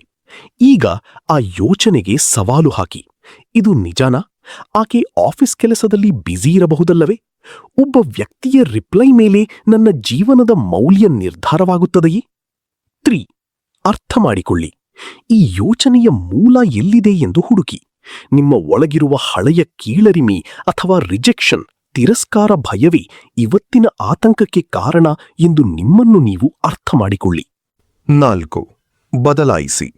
ಆ ಹಳೆಯ ಡಿಸ್ಎಂಪವರಿಂಗ್ ಯೋಚನೆಯ ಜಾಗದಲ್ಲಿ ಒಂದು ಹೊಸ ಶಕ್ತಿಯುತ ಯೋಚನೆಯನ್ನು ಇಡಿ. ನನ್ನನ್ನು ನಾನು ಪ್ರೀತಿಸುತ್ತೇನೆ. ಬೇರೆಯವರ ನಡವಳಿಕೆ ನನ್ನ ಆಂತರಿಕ ಶಾಂತಿಯನ್ನು ಕೆಡಿಸಲು ನಾನು ಬಿಡುವುದಿಲ್ಲ. 5. ದೃಶ್ಯೀಕರಿಸಿ. ಕಣ್ಣು ಮುಚ್ಚಿ ಮುಂದಿನ ಬಾರಿ ಇಂತಹ ಪರಿಸ್ಥಿತಿ ಎದುರಾದಾಗ ನೀವು ಎಷ್ಟು ಪ್ರಬುದ್ಧವಾಗಿ, ಶಾಂತವಾಗಿ ಮತ್ತು ಆತ್ಮವಿಶ್ವಾಸದಿಂದ ಅದನ್ನು ಹ್ಯಾಂಡಲ್ ಮಾಡುತ್ತೀರಾ ಎಂಬುದನ್ನು ಮನಸ್ಸಿನಲ್ಲಿ ಒಂದು ಸಿನಿಮಾ ತರಹ ನೋಡಿ. ಈ ರಿಹರ್ಸಲ್ ನಿಮ್ಮ ಬ್ರೈನ್ಗೆ ಹೊಸ ನ್ಯೂರೋ ಕನೆಕ್ಷನ್ ನೀಡುತ್ತದೆ. ಅಧ್ಯಾಯ 6. ವರ್ತಮಾನದಲ್ಲಿ ಬದುಕಿ ಮತ್ತು ಧ್ಯಾನ ಮಾಡಿ. Awareness of the present. Vex King ಕೇಳುತ್ತಾರೆ, ನೀವು ಕೊನೆಯದಾಗಿ ಮೊಬೈಲ್ ನೋಡದೆ, ಸಮಯದ ಕಲ್ಪನೆಯೇ ಇಲ್ಲದೆ ಕೇವಲ ಆ ಕ್ಷಣವನ್ನು ಆನಂದಿಸಿದ್ದು ನೆನಪಿದೆಯೇ? ಇವತ್ತಿನ ಜಗತ್ತಿನಲ್ಲಿ ಜನರು ಮ್ಯೂಸಿಕ್ ಕನ್ಸರ್ಟ್ಗೆ ಹೋದರೆ ಅಲ್ಲಿನ ಸಂಗೀತವನ್ನು ಕಣ್ಣುಗಳಿಂದ ಸವಿಯುವುದಕ್ಕಿಂತ ಹೆಚ್ಚಾಗಿ ಮೊಬೈಲ್ ಕ್ಯಾಮೆರಾದಲ್ಲಿ ರೆಕಾರ್ಡ್ ಮಾಡಿ ಸೋಷಿಯಲ್ ಮೀಡಿಯಾದಲ್ಲಿ ಸ್ಟೇಟಸ್ ಹಾಕಲು ಒದ್ದಾಡುತ್ತಾರೆ. ಅಂದರೆ ನಾವು ನಿಜವಾದ ಲೈಫನ್ನು ಬದುಕುತ್ತಿಲ್ಲ, ಕೇವಲ ಸ್ಕ್ರೀನ್ ಮೂಲಕ ಜಗತ್ತನ್ನು ನೋಡುತ್ತಿದ್ದೇವೆ. ವರೀಸ್.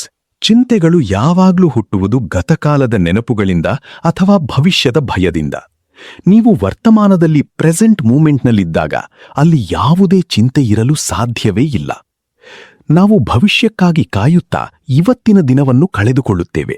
ಆದರೆ ನೆನಪಿಡಿ, 10 ವರ್ಷಗಳ ಹಿಂದೆ ನೀವು ಯಾವುದನ್ನು ಭವಿಷ್ಯ ಎಂದುಕೊಂಡಿದ್ದೀರೋ ಆ ಭವಿಷ್ಯವೇ ಇವತ್ತಿನ ಈ ದಿನ. ಇವತ್ತು ನೀವು ಬದುಕದಿದ್ದರೆ ಇನ್ನು ಯಾವತ್ತೂ ಬದುಕಲು ಸಾಧ್ಯವಿಲ್ಲ. ಬಹಳಷ್ಟು ಜನ ಅನ್ಕೊಳ್ತಾರೆ, ಮೆಡಿಟೇಷನ್ ಅಥವಾ ಧ್ಯಾನ ಎಂದ್ರೆ ಕಣ್ಣು ಮುಚ್ಚಿ ಕುಳಿತು ತಲೆಯಲ್ಲಿರುವ ಎಲ್ಲ ಆಲೋಚನೆಗಳನ್ನು ಶೂನ್ಯ ಮಾಡುವುದು ಎಂದು. ಆದರೆ ವೆಕ್ಸ್ಕಿಂಗ್ ಹೇಳ್ತಾರೆ, ಬ್ರೈನ್ಗೆ ಆಲೋಚನೆ ಮಾಡುವುದನ್ನು ನಿಲ್ಲಿಸಲು ಸಾಧ್ಯವಿಲ್ಲ, ಅದು ಅದರ ಕೆಲಸ. ಧ್ಯಾನ ಎಂದ್ರೆ ಆಲೋಚನೆಗಳನ್ನು ನಿಲ್ಲಿಸುವುದಲ್ಲ, ಬದಲಿಗೆ ಆಲೋಚನೆಗಳಿಂದ ಸ್ವಲ್ಪ ದೂರ ನಿಂತು ಅವುಗಳನ್ನು ಕೇವಲ ಸಾಕ್ಷೀಭಾವದಿಂದ ಗಮನಿಸುವುದು. Concentration and awareness. ವೆಕ್ಸ್ಕಿಂಗ್ ತಮಗಿದ್ದ ಅತಿಯಾದ ಸಿಟ್ಟು ಮತ್ತು ಅಗ್ರೆಷನ್ ಅನ್ನು ಕಡಿಮೆ ಮಾಡಿಕೊಂಡಿದ್ದು ಇದೇ ಧ್ಯಾನದ ಅಭ್ಯಾಸದಿಂದ. ಒಂದು ಅದ್ಭುತವಾದ 15 ದಿನಗಳ ಪ್ರಾಯೋಗಿಕ ಮೆಡಿಟೇಷನ್ ಗೈಡ್. ಪ್ರತಿದಿನ ಬೆಳಗ್ಗೆ ಎದ್ದ ತಕ್ಷಣ ಅಥವಾ ರಾತ್ರಿ ಮಲಗುವ ಮುನ್ನ ಪ್ರಶಾಂತವಾದ ಜಾಗದಲ್ಲಿ ಕೂರಿ. ನಿಮ್ಮ ಕಣ್ಣುಗಳನ್ನು ಮೆಲ್ಲಗೆ ಮುಚ್ಚಿ. ನಿಮ್ಮ ಗಮನವನ್ನು ನಿಮ್ಮ ಮೂಗಿನ ತುದಿಗೆ ತನ್ನಿ. ಗಾಳಿ ಒಳಗಡೆ ಹೋಗುವಾಗ ನಿಮ್ಮ ಶ್ವಾಸಕೋಶ ತುಂಬಿಕೊಳ್ಳುವುದನ್ನು, ಗಾಳಿ ಹೊರಗಡೆ ಬರುವಾಗ ದೇಹ ರಿಲ್ಯಾಕ್ಸ್ ಆಗುವುದನ್ನು ಕೇವಲ ಗಮನಿಸಿ. ಬುದ್ಧಿಸ್ಟ್ ಗುರು ಯೋಂಗಿ ಮಿಂಗ್ಯು ರಿಂಪೋಚೆ ಹೇಳುವಂತೆ, ನೀವು ಉಸಿರಾಡುತ್ತಿದ್ದೀರಾ ಎಂಬ ಪ್ರಜ್ಞೆ ನಿಮಗಿದ್ದರೆ ಅದೇ ಧ್ಯಾನ. ಇದನ್ನು ದಿನಕ್ಕೆ ಕೇವಲ 5 ರಿಂದ 15 ನಿಮಿಷ ನಿರಂತರವಾಗಿ ಮಾಡಿ ನೋಡಿ. ನಿಮ್ಮ ಒಳಗಿರುವ ಈಗೋ ಗೋಡೆಗಳು ಒಡೆದು ಹೋಗಿ, ನಿಮ್ಮ ಹಳೆಯ ರಾಗದ್ವೇಷಗಳು ಕರಗಿ, ನಿಮ್ಮ ವೈಬ್ರೇಷನ್ ಅತ್ಯುನ್ನತ ಮಟ್ಟಕ್ಕೆ ತಲುಪುತ್ತದೆ. ಅಧ್ಯಾಯ 7. ಹೂಡಿಕೆಯ ಜಗತ್ತಿನಲ್ಲಿ ಹಣವನ್ನು ಮಲ್ಟಿಪ್ಲೈ ಮಾಡುವುದು ಹೇಗೆ? ಮನಿ ಮನಿ ಮನಿ. ಸ್ನೇಹಿತರೆ, ಬೈಬಲ್ನಲ್ಲಿ ಒಂದು ಅದ್ಭುತವಾದ ವಾಕ್ಯವಿದೆ.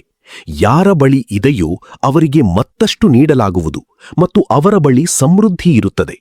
ಆದರೆ ಯಾರ ಬಳಿ ಇಲ್ಲವೋ ಅವರ ಬಳಿ ಇರುವುದನ್ನು ಕಿತ್ತುಕೊಳ್ಳಲಾಗುವುದು. ಈ ಮಾತು ಹೂಡಿಕೆ ಮತ್ತು ಹಣದ ಜಗತ್ತಿಗೆ 100ಕ್ಕೆ 100 ಅನ್ವಯವಾಗುತ್ತದೆ. ಹಣ ಎಂದಿಗೂ ಸಮಾನವಾಗಿ ಹಂಚಿಕೆಯಾಗಲು ಇಷ್ಟಪಡುವುದಿಲ್ಲ. ಹಾಗಾದರೆ ಒಬ್ಬ ಸಾಮಾನ್ಯ ಮನುಷ್ಯ ತನ್ನ ಹಣವನ್ನು 80-20 ನಿಯಮದ ಮೂಲಕ ಕೋಟ್ಯಂತರ ರೂಪಾಯಿಯಾಗಿ ಮಲ್ಟಿಪ್ಲೈ ಮಾಡುವುದು ಹೇಗೆ? ಅದಕ್ಕಾಗಿ ಲೇಖಕರು ಕೋಚ್ ಅವರ ಹೂಡಿಕೆಯ 10 ಆಜ್ಞೆಗಳನ್ನು, ಕೋಚಸ್ 10 ಕಮ್ಯಾಂಡ್ಮೆಂಟ್ಸ್ ಆಫ್ ಇನ್ವೆಸ್ಟ್ಮೆಂಟ್ನನ್ನು ನೀಡಿದ್ದಾರೆ. ಅದರಲ್ಲಿರುವ ಅತ್ಯಂತ ಪ್ರಮುಖ ಅಂಶಗಳು ಇಲ್ಲಿವೆ. ಷೇರು ಮಾರುಕಟ್ಟೆಯಲ್ಲಿ ಹೂಡಿಕೆ ಮಾಡಿ. ದೀರ್ಘಾವಧಿಯಲ್ಲಿ ಬ್ಯಾಂಕ್ ಎಫ್ಡಿ ಅಥವಾ ಬಾಂಡ್ಗಳಿಗಿಂತ ಈಕ್ವಿಟಿ ಮಾರುಕಟ್ಟೆ ಅತ್ಯುನ್ನತ ರಿಟರ್ನ್ಸ್ ನೀಡಿದೆ. ಇಸವಿ 1950ರಲ್ಲಿ ಬ್ರಿಟನ್ ಬ್ಯಾಂಕ್ನಲ್ಲಿಟ್ಟಿದ್ದ 100 ಪೌಂಡ್ 1992ರ ಹೊತ್ತಿಗೆ ಕೇವಲ 113 ಪೌಂಡ್ ಆಗಿದ್ದರೆ, ಅದೇ 100 ಪೌಂಡನ್ನು ಷೇರು ಮಾರುಕಟ್ಟೆಯಲ್ಲಿ ಇಟ್ಟಿದ್ದರೆ ಅದು ಬರೋಬ್ಬರಿ 14,198 ಪೌಂಡ್ ಆಗುತ್ತಿತ್ತು. ಅಂದರೆ 17 ಪಟ್ಟು ಹೆಚ್ಚು ಲಾಭ. ದೀರ್ಘಕಾಲದ ಹೂಡಿಕೆದಾರರಾಗಿ. ಪದೇ ಪದೇ ಷೇರುಗಳನ್ನು ಕೊಳ್ಳುವುದು ಮತ್ತು ಮಾರಾಟ ಮಾಡುವುದು ಅತ್ಯಂತ ಖರ್ಚಿನ ಕೆಲಸ ಮತ್ತು ಸಮಯ ವ್ಯರ್ಥ. ಅಮೆರಿಕಾದ ಒಬ್ಬ ಸಾಮಾನ್ಯ ಮಹಿಳೆ ಆನ್ ಶ್ರೈಬರ್ 2ನೇ ಮಹಾಯುದ್ಧದ ಮುಗಿದ ನಂತರ ಕೇವಲ $5,000 ಹಣವನ್ನು ಕೆಲವು ಬ್ಲೂ ಚಿಪ್ ಷೇರುಗಳಲ್ಲಿ ಹೂಡಿಕೆ ಮಾಡಿ ಸುಮ್ಮನೆ ಕುಳಿತರು. 1995ರಲ್ಲಿ ಅವರು ತೀರಿಕೊಂಡಾಗ ಆ $5,000 ಮೌಲ್ಯ ಬರೋಬ್ಬರಿ $22 ಮಿಲಿಯನ್ ಆಗಿತ್ತು. ಅಂದರೆ $4,40,000 ಬೆಳವಣಿಗೆ. ಮಾರುಕಟ್ಟೆ ಕೆಳಗಿದ್ದಾಗ ಹೆಚ್ಚು ಹೂಡಿಕೆ ಮಾಡಿ. ಜನರ ಭಾವನೆಗಳು ತರಂಗಗಳಂತೆ ಇರ್ತವೆ. ಮಾರುಕಟ್ಟೆ ಉತ್ತುಂಗದಲ್ಲಿದ್ದಾಗ ಎಲ್ಲರೂ ಆಶಾವಾದಿಗಳಾಗಿ ಶೇರ್ಕೊಳ್ತಾರೆ. ಮಾರುಕಟ್ಟೆ ಕುಸಿದಾಗ ಭಯಬಿಟ್ಟು ಮಾರ್ತಾರೆ. ಆದರೆ ಬುದ್ಧಿವಂತ ಹೂಡಿಕೆದಾರ ಮಾರುಕಟ್ಟೆಯ PE ratio, price earnings ratio ಗಮನಿಸುತ್ತಾನೆ. ಇಡೀ ಮಾರ್ಕೆಟ್ನ ಸರಾಸರಿ PE 17ಕ್ಕಿಂತ ಹೆಚ್ಚಿದ್ದರೆ ಅದು ಅಪಾಯದ ಮುನ್ಸೂಚನೆ. ಅಲ್ಲಿ ಹೂಡಿಕೆ ಮಾಡಬೇಡಿ. PE 12 ಅಥವಾ 10ಕ್ಕಿಂತ ಕಡಿಮೆ ಇದ್ದರೆ ಅದು ಬಂಪರ್ ಆಫರ್. ಅಲ್ಲಿ ನಿಮ್ಮ ಇಡೀ ಹಣವನ್ನು ಹೂಡಿಕೆ ಮಾಡಿ. ಲಾಸ್ ಕೊಡುವ ಷೇರ್ಗಳನ್ನು ತಕ್ಷಣ ಕತ್ತರಿಸಿ. ನೀವು ಕೊಂಡ ಯಾವುದಾದರೂ ಒಂದು ಶೇರ್ 15% ಕುಸಿದರೆ ಯಾವುದೇ ಭಾವನಾತ್ಮಕ ಅಟ್ಯಾಚ್ಮೆಂಟ್ ಇಲ್ಲದೆ ತಕ್ಷಣ ಅದನ್ನು ಮಾರಿಬಿಡಿ. ನಿಮ್ಮ ತಪ್ಪು ಒಪ್ಪಿಕೊಳ್ಳಿ. ಲಾಭ ಕೊಡುವ ಷೇರ್ಗಳನ್ನು ಓಡಲು ಬಿಡಿ. ಇದು ಅತ್ಯಂತ ಪ್ರಮುಖ 80-20 ನಿಯಮ. ನಿಮ್ಮ ಪೋರ್ಟ್ಫೋಲಿಯೋದಲ್ಲಿರುವ ಕೇವಲ 20% ಸೂಪರ್ ಸ್ಟಾರ್ ಶೇರ್ಗಳು ಇಡೀ 80% ಲಾಭ ತಂದುಕೊಡುತ್ತವೆ. ಅಂತಹ ಮಲ್ಟಿಬ್ಯಾಗರ್ ಶೇರ್ಗಳನ್ನು, ಉದಾಹರಣೆಗೆ ಮೈಕ್ರೋಸಾಫ್ಟ್, ಆಪಲ್, ಸ್ವಲ್ಪ ಲಾಭ ಬಂದ ತಕ್ಷಣ ಮಾಡುವ ತಪ್ಪು ಮಾಡಬೇಡಿ. ಅದನ್ನು ದಶಕಗಳ ಕಾಲ ಹಾಗೆ ಬೆಳೆಯಲು ಬಿಡಿ. ಸಾಂಪ್ರದಾಯಿಕ ಜ್ಞಾನ ಏನ್ ಹೇಳ್ತದೆ? ಎಲ್ಲಾ ಮೊಟ್ಟೆಗಳನ್ನು ಒಂದೇ ಬುಟ್ಟಿಯಲ್ಲಿ ಇಡಬೇಡಿ, ಡೈವರ್ಸಿಫಿಕೇಶನ್ ಎನ್ನುತ್ತದೆ. ಆದರೆ 80-20 ಜ್ಞಾನ ಏನ್ ಹೇಳ್ತದೆ ಗೊತ್ತಾ? ಬುಟ್ಟಿಯನ್ನು ಅತ್ಯಂತ ಜಾಗರೂಕತೆಯಿಂದ ಆಯ್ಕೆ ಮಾಡಿ ನಿಮ್ಮ ಎಲ್ಲಾ ಮೊಟ್ಟೆಗಳನ್ನು ಅದರಲ್ಲೇ ಇಡಿ ಮತ್ತು ಆ ಬುಟ್ಟಿಯನ್ನು ಹದ್ದಿನ ಕಣ್ಣಿನಿಂದ ನೋಡುತ್ತಿರಿ. ಅಧ್ಯಾಯ 8. ಹೊಸ ಆಯಾಮ. EI ವರ್ಸಸ್ IQ ಮತ್ತು ನೆಮ್ಮದಿಯ ಸೂತ್ರ, ದ 2 ಡೈಮೆನ್ಷನ್ಸ್. ಸ್ನೇಹಿತರೆ, ಲೇಖಕರು ಈ ಪುಸ್ತಕದ 2ನೇ ಆವೃತ್ತಿಯನ್ನು ಬರೆಯುವಾಗ ಜಗತ್ತಿನಾದ್ಯಂತ ಸಾವಿರಾರು ಓದುಗರಿಂದ ವಿಮರ್ಶೆಗಳು ಮತ್ತು ಇಮೇಲ್ಗಳು ಬಂದಿದ್ದವು. ಅದರಲ್ಲಿ ಹಾಂಗ್ಕಾಂಗ್ನ ಒಬ್ಬ ಓದುಗ ಚಾವೋ ಚಿಂಗ್ ಕ್ರಾಂತಿಕಾರಕ ಪ್ರಶ್ನೆಯೊಂದನ್ನು ಕೇಳಿದ್ದ. ರಿಚರ್ಡ್ ಅವರೇ, 80-20 ತತ್ವ ಬಿಸ್ನೆಸ್ಗೆ ಓಕೆ, ಆದರೆ ಲೈಫ್ಗೆ ಅನ್ವಯಿಸಿದ್ರೆ ಜೀವನ ಹಾಳಾಗುತ್ತದೆ. ನಮ್ಮ ಚೀನೀ ಸಂಸ್ಕೃತಿಯಲ್ಲಿ ಯಿನ್ ಮತ್ತು ಯಾಂಗ್ ಅಂದ್ರೆ ಸಮತೋಲನ ಮುಖ್ಯ. ಬರ್ಗರ್ನ 20% ಭಾಗ ಮಾತ್ರ ಮಾಂಸ ಇರುತ್ತೆ, ಅದೇ ಅದಕ್ಕೆ 80% ರುಚಿ ಕೊಡುತ್ತೆ. ಹಾಗಂತ ಮೇಲಿರುವ ಮತ್ತು ಕೆಳಗಿರುವ ಬ್ರೆಡ್ ಅನ್ನು ಎಸೆದರೆ ಬರ್ಗರ್ ತಿನ್ನಲು ಸಾಧ್ಯವೇ? ಹನಿಮೂನ್ ಚೆನ್ನಾಗಿತ್ತು ಅಂತ ವರ್ಷಪೂರ್ತಿ ಹನಿಮೂನ್ ಮಾಡ್ತಾ ಕೂರಲು ಸಾಧ್ಯವೇ? ಈ ಅದ್ಭುತ ವಿಮರ್ಶೆ ಲೇಖಕರ ಕಣ್ಣು ತೆರೆಸಿತು. ಅವರು ಒಪ್ಪಿಕೊಂಡರು, 80-20 ತತ್ವಕ್ಕೆ 2 ಸಂಪೂರ್ಣ ವಿಭಿನ್ನ ಆಯಾಮಗಳಿವೆ. ಮೊದಲನೇದು ಎಫಿಷಿಯನ್ಸಿ ಡೈಮೆನ್ಷನ್ ಮತ್ತು ಎರಡನೇದು ಲೈಫ್ ಎನ್ಹ್ಯಾನ್ಸಿಂಗ್ ಡೈಮೆನ್ಷನ್.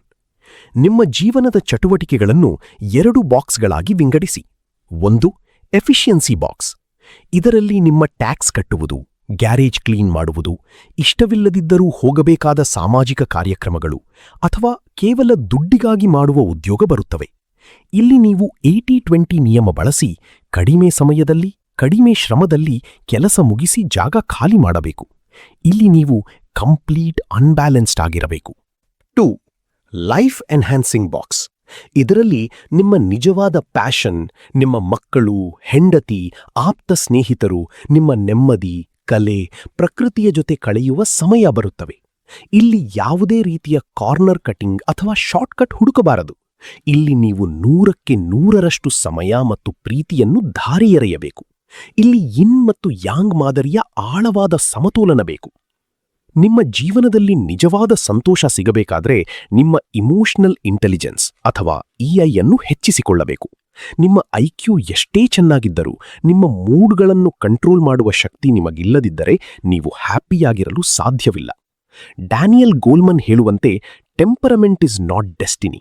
ಅಂದರೆ ನಿಮ್ಮ ಸ್ವಭಾವವೇ ನಿಮ್ಮ ಹಣೆಬರಹವಲ್ಲ, ಅದನ್ನು ಬದಲಾಯಿಸಬಹುದು.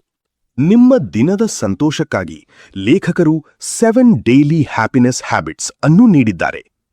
1. ದೈನಂದಿನ ದೈಹಿಕ ವ್ಯಾಯಾಮ. ಇದು ನಿಮ್ಮ ಮೆದುಳಿನಲ್ಲಿ ಎಂಡಾರ್ಫಿನ್ ಎಂಬ ನ್ಯಾಚುರಲ್ ಆಂಟಿ ಡಿಪ್ರೆಷನ್ ಬಿಡುಗಡೆ ಮಾಡುತ್ತದೆ. 2. ಮಾನಸಿಕ ಪ್ರಚೋದನೆ. ದಿನಕ್ಕೆ ಕೇವಲ 20 ನಿಮಿಷ ಆಳವಾದ ಪುಸ್ತಕ ಓದುವುದು ಅಥವಾ ಹೊಸ ವಿಷಯದ ಬಗ್ಗೆ ಯೋಚಿಸುವುದು. 3. ಆಧ್ಯಾತ್ಮಿಕ ಅಥವಾ ಕಲಾತ್ಮಕ ಆನಂದ. ಸೂರ್ಯಾಸ್ತ ನೋಡುವುದು, ಸಂಗೀತ ಕೇಳುವುದು ಅಥವಾ ಧ್ಯಾನ ಮಾಡುವುದು. 4. ಮತ್ತೊಬ್ಬರಿಗೆ ಸಹಾಯ ಮಾಡುವುದು. ಯಾವುದೇ ಅಪೇಕ್ಷೆಯಿಲ್ಲದೆ ಒಂದು ಸಣ್ಣ ಸತ್ಕಾರ್ಯ ಮಾಡುವುದು ನಿಮ್ಮ ಆತ್ಮಕ್ಕೆ ನೆಮ್ಮದಿ ನೀಡುತ್ತದೆ. ಸ್ನೇಹಿತರೆ, ಇಲ್ಲಿಯವರೆಗೆ ನೀವು ಕೇಳಿದ ವೆಕ್ಸ್ ಕಿಂಗ್ ಅವರ ಗುಡ್ ವೈಬ್ಸ್ ಗುಡ್ ಲೈಫ್ ಪುಸ್ತಕದ ಈ ಅದ್ಭುತ ಸಾರಾಂಶ ನಿಮ್ಮ ಹೃದಯದ ಆಳವನ್ನು ಮುಟ್ಟಿದೆ ಎಂದು ನಾನು ನಂಬುತ್ತೇನೆ. ಜೀವನದಲ್ಲಿ ಎಂಥದೇ ಕಷ್ಟ ಬರಲಿ, ಯಾರೇ ನಿಮ್ಮನ್ನು ಕೀಳಾಗಿ ನೋಡಲಿ, ಕನ್ನಡಿಯ ಮುಂದೆ ನಿಂತು ನಿಮ್ಮ ಕಣ್ಣುಗಳನ್ನು ನೋಡಿ ಹೇಳಿ, ಐ ಲವ್ ಮೈ ಸೆಲ್ಫ್, ನಾನೊಬ್ಬ ವಿಜೇತ, ನನ್ನ ವೈಬ್ರೇಷನ್ ಅತ್ಯುನ್ನತವಾಗಿದೆ. ನಿಮ್ಮ ಜೀವನದ ಇವತ್ತಿನ ಪರಿಸ್ಥಿತಿಯನ್ನು ಬದಲಾಯಿಸಲು ಈ ವಿಡಿಯೋ ನಿಮಗೆ ಸ್ವಲ್ಪ ಆದರೂ ಪ್ರೇರಣೆ ನೀಡಿದ್ದರೆ ದಯವಿಟ್ಟು ಈಗಲೇ ಈ ವಿಡಿಯೋಗೆ ಒಂದು ಲೈಕ್ ಮಾಡಿ. ನಿಮ್ಮ ಗೆಳೆಯರೊಂದಿಗೆ ನಿಮ್ಮ ವಾಟ್ಸ್ಆಪ್ ಸ್ಟೇಟಸ್ಗಳಲ್ಲಿ ಈ ವಿಡಿಯೋ ಲಿಂಕ್ ಅನ್ನು ಶೇರ್ ಮಾಡಿ. ಅವರಿಗೂ ಪಾಸಿಟಿವ್ ಎನರ್ಜಿಯನ್ನು ಹರಡಿ. ಮತ್ತು ಕಮೆಂಟ್ ಬಾಕ್ಸ್ನಲ್ಲಿ ಇವತ್ತಿನ ಈ 10 ಅಧ್ಯಾಯಗಳಲ್ಲಿ ನಿಮಗೆ ಅತ್ಯಂತ ಇಷ್ಟವಾದ, ನಿಮ್ಮ ಲೈಫಿಗೆ ಕನೆಕ್ಟ್ ಆದ ಆ ಒಂದು ಲೈಫ್ ಫಾರ್ಮ್ಯಾಟಿಂಗ್ ಪಾಠ ಯಾವುದು ಎಂಬುದನ್ನು ತಪ್ಪದೇ ಕಮೆಂಟ್ ಮಾಡಿ. ನಾನು ನಿಮ್ಮ ಪ್ರತಿಯೊಂದು ಕಮೆಂಟನ್ನು ವೈಯಕ್ತಿಕವಾಗಿ ಓದ್ತೇನೆ. ನೆನಪಿಡಿ, ನಿಮ್ಮ ವೈಬ್ಸ್ ಬದಲಾದರೆ ನಿಮ್ಮ ಲೈಫ್ ಬದಲಾಗುತ್ತದೆ. ಅಲ್ಲಿಯವರೆಗೆ vibrate higher, stay blessed and keep smiling. Jai Hind, Jai Karnataka ಮಾತೆ. ವಂದನೆಗಳು.